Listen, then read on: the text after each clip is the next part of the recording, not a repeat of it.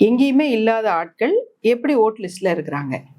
அதுவும் நீங்க ஃபர்ஸ்ட் என்ன சொல்றீங்க? எதுவுமே இல்ல, எஸ்ஐஆர் படிவம் குடுத்தா தான். படிவம் குடுக்கலன்னா கிடையாது. ஏன்னா நாங்க எல்லாத்தையும் அழிச்சிட்டோம். நாங்க ஃபர்ஸ்ட்லேருந்து பரோட்டாலேருந்து சாப்பிட்றோம்னு சொல்லி தான் நீங்க வந்து எஸ்ஐஆர் ஸ்டார்ட். அப்புறம் வரைவுன்னு ஒண்ண விட்டீங்க. அப்புறம் இதுல எதுனா இருக்கா அப்படின்னு சொல்லிட்டு. இப்ப எனக்கு என்ன கேள்வின்னா, எங்களால கண்டே பிடிக்க முடியாத அந்த 53 பேர எங்க பார்த்து நீங்க எஸ்ஐஆர் படிவம் குடுத்தீங்க? அவங்க எங்க வச்சு உங்களுக்கு ஃபில் பண்ணி குடுத்தாங்க? அவங்க ஃபில் பண்ணி குடுக்கும்போது புது ஃபோட்டோ எங்க குடுத்தாங்க? அடுத்தது வரைவு வாக்காளர் பட்டியல். அதுலயும் அவங்க எப்படி பத்திரமா வந்தாங்க? வரைவுல இருந்து இறுதி வாக்காளர் பட்டியலுக்கு எப்படி பத்திரமா வந்தாங்க? இறுதி வாக்காளர் பட்டியலுக்கு அடுத்தது இப்ப ஏப்ரல் 6ஆம் தேதி ஒரு வாக்காளர் பட்டியல் ரிலீஸ் பண்ணியிருக்காங்க. இந்த வாக்காளர் பட்டியல் மேலதான் தேர்தல் நடக்க போகுது. ஆனா இந்த வாக்காளர் பட்டியல் நாங்க ரிலீஸ் பண்ணியிருக்கோம்னு யாருக்குமே சொல்லல.